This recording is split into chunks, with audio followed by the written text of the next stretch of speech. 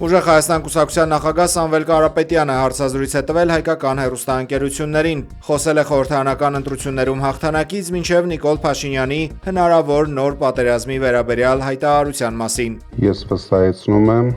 սեպտեմբերին պատերազմ չի լինի, որովհետև սեպտեմբերին Փաշինյանը չի լինի։ Հայաստանին սպառնում է երկու մարդ՝ Ալիևը և Փաշինյանը։ Ամբողջական հարցազրույցը դիտեք 21 TV-ի եթերում այսօր երեկոյան 21:05 րոպեին։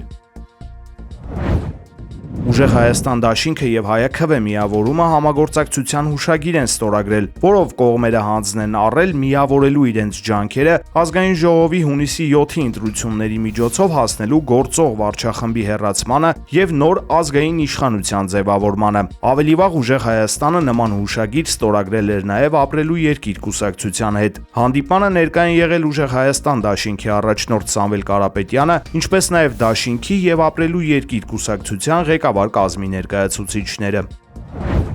Հայաստանի ու Ադրբեջանի միջև պետական սահմանի սահմանազատման հարցերով հանձնաժողովների 13-րդ հանդիպման մասին պաշտոնական աղբյուրը հաղորդագրություն է տարածել։ Ըստ դրա կողմերը մանրամասն քննարկել են սահմանազատմանն առնչվող կազմակերպչական ու տեխնիկական հարցեր։ Հանդիպման արդյունքում համաձայնեցվել եւ փոխանակվել են սահմանազատման փորձագիտական խմբերի աշխատանքի, սահմանազատման քարտեզի ստեղծման, ինչպես նաեւ փաստաթղթերի ձևակերպման ու հրատարակման կարգի վերաբերյալ ուղեցույցների նախագծերը, որոնք պետք է ներկայացվեն երկու երկրների կառավարությունների հաստատմանը։ Հանդիպմանը մասնակցել են նաև գործարարներ։ Հայկական լրատվամիջոցների փոխանցմամբ հայ գործարարներից հանդիպմանը մասնակցել են Սամվել Ալեքսանյանը, Խաչատուր Սուքիասյանի ընտանիքին պատկանող Ռանոիլ ընկերության տնօրեն Բորիս Հովհաննիսյանը եւ այլոք, որոնք քննարկել են ապրանքների եւ ծառայությունների փոխադարձ մատակարարման հեռանկարները։ Ադրբեջանական պատվիրակությունը արդեն լքել է Հայաստանի տարածքը։ Հաջորդ հանդիպումը նախատեսվում է անցկացնել Ադրբեջանում։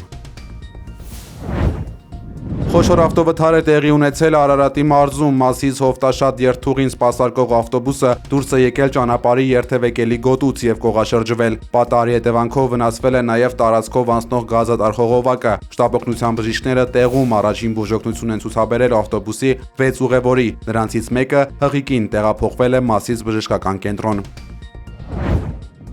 Իրավապահները խուզարկություններ են իրականացրել Ուժեղ Հայաստան կուսակցության Ավանի գրասենյակում։ Ըստ հակակոռուպցիոն կոմիտեի տարածած հաղորդագրության ընտրակաշառք ստանալու եւ բարեգործության արգելքը խախտելու դեպքերի առթիվ քննվող քրեական վարույթի շրջանակներում ձերբակալվել են մի խումբ անձինք։ Ոչ կուսակցությունը եւ ոչ էլ հակակոռուպցիոն կոմիտեն չի հայտնել, թե իրավապահները ում եւ քանի հոգու են ձերբակալել, սակայն մամուլում շրջանառվող տեղեկությունների համաձայն ձերբակալվածների թիվը հասնում է 6-ի։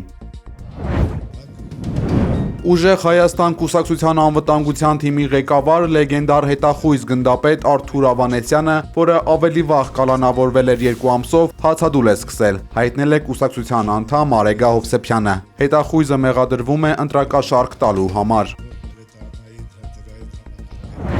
Վերջերս ՔՊ կուսակցությունը հրապարակեց իր նախընտրական ծրագիրը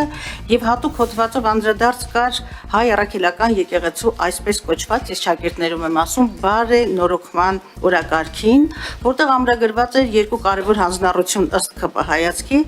մեկը վեհափառ հայրապետի նորին սուրբոծություն Գարեգին II-ի հրաժարական պարտադրելու հանձնառություններ եւ երկրորդ կարևոր հաստատումը այդտեղ փոխել եկեղեցու կառավարման կարգը։ Սրանք երկուսն էլ հակասահմանադրական, հակաօրինական հաստատումներ են։ Բնականաբար ես ձեզ չեմ հիշեցնի ուրեմն Հայաստանի Հանրապետության սահմանադրությամբ ամրագրված եկեղեցու եւ պետության տարանջատման մասին երկու հոդվածները, բայց հարցս ուղղում եմ ձեզ, արդյոք դուք այստեղ չեք տեսնում հակաօրինական եւ հակասահմանադրական վարք կամ հայտարարություններ եւ որն է ձեր արձագանքը։ Ազգային ժողովում գլխավոր դատախազին նման հարց է տվել պատգամավոր Լիլիթ Գալստյանը, որին ի պատասխան Աննա Վարդապետյանը ասել է, որ կառույցը ձեռնպահ է մնում քաղաքական գնահատականներից։ Ըստ Վարդապետյանի, դատախազության լիազորությունները սահմանափակված են սահմանադրությամբ եւ իրենք իրավասու չեն մեկնաբանել կուսակցական ծրագրերը քրեական վարույթներից դուրս։ Դատախազությունը քրեական վարույթից դուրս գնահատականներ չի տալիս։ Մենք բազմաթիվ հարցումներ ենք ստանում, այդ թվում կուսակցական պատկանելություն ունեցող անձանցից, որոնք դատախազությունից ուզում են գնահատականներ կոնկրետ երևույթների նկատմամբ։ Դա քաղաքական հայտարարությունները մենք քաղաքականությամբ չենք զբաղվում։ Սիրելի ժողովուրդ, Քաղաքականության ֆինանսավորման մեր իդեալը, որի հետևից մենք գնում ենք, հետևյալն է։ Քաղաքացիական պայմանագիր կուսակցության նախընտրական դրամահավաքը սկսված է, տեսանյութ է հրապարակել Նիկոլ Փաշինյանը։ Հայաստանի վարչապետը նշել է, որ իրենց քաղաքական գործունեությունը ծավալելու համար անհրաժեշտ է, որ 1000 մարդ փոխանցի 1 դրամ։ Եթե քաղաքացիական պայմանագիր կուսակցությանը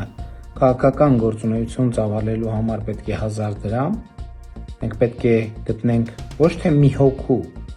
ով մեզ կտա 1000 դրամ, այլ մենք պետք է գտնենք 1000 հոգու, ով մեզ կտա մի դրամ։ Քաղաքացիական պայմանագիր կուսակցության նախընտրական դրամահավաքը սկսված է։ Նիկոլ Փաշինյանը նորից շեշտել է, որ Հայաստանի քաղաքացին պետք է տեր կանգնի խաղաղությանը։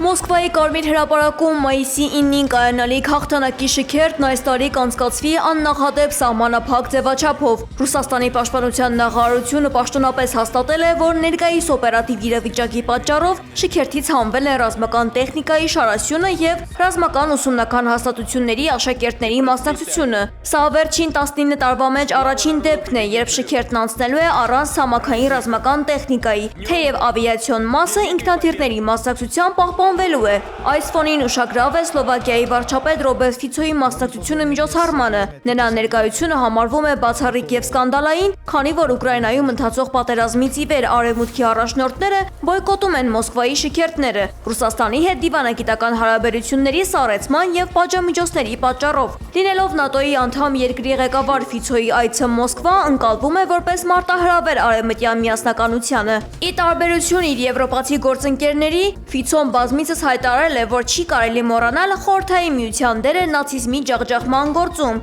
եւ դեմ է Ռուսաստանի լիակատար մեկուսացմանը։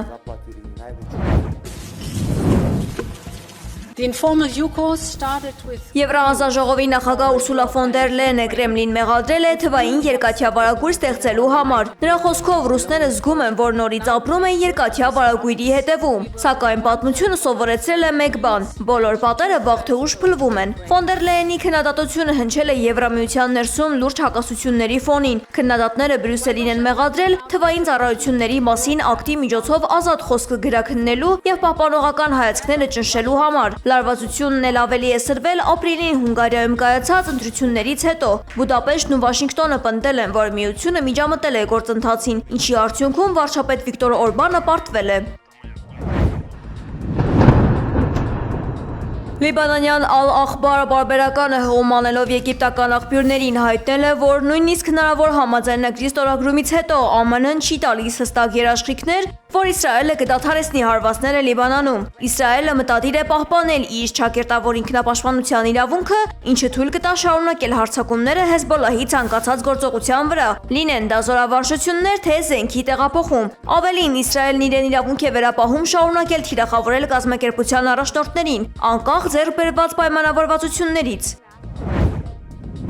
Ամերիկյան The New York Times պարբերականը հայտնում է Իրանի կառավարման համակարգում արմատական փոփոխությունների մասին։ Այաթոլլա Ալի Խամենեի սպանությունից հետո երկրում ձևավորվել է կոլեկտիվ ղեկավարման նոր մոդել։ Այս իրավիճակում իշխանության փաստացի ղեկն անցել է Իսլամական հեղափոխության պահապանների կորպուսի հրամանատարների ձեռքը։ Ամերիկյան աղբյուրների համաձայն գերագույն առաջնորդի որդին եւ հաջորդը Մոջթաբա Խամենեին այժմ ստանձնել է համակարգողի դեր եւ ունի բացարձակ լիազորություններ։ Ռազմական վերնախավն ինքնուրույն է սահմանում պատերազմի ռազմավարությունը եւ սեփական հայեցողությամբ տապալում է Վաշինգտոնի հետ դիվանագիտական բանակցությունները։ Չնայած երկրի կրած 300 միլիարդ դոլարի տնտեսական վնասին, գեներալները հրաժարվում են զիջումներից, փաստի առաջ կանգնեցնելով քաղաքական թևին։ Միացյալ Նահանգների որդեգրած վարչակարգի փոփոխության ռազմավարությունը կարծես թե ձախողվել է, քանի որ պատժամիջոցները միայն ամրապնդել են կոշտ գծի կողմնակիցների դիրքերը։ Վաշինգտոնի նման քաղաքականությունը շարունակվող շրջափակումը զրկում են իրանցի չափավոր գործիչներին որևէ իրական փոփոխության հասնելու հնարավորությունից։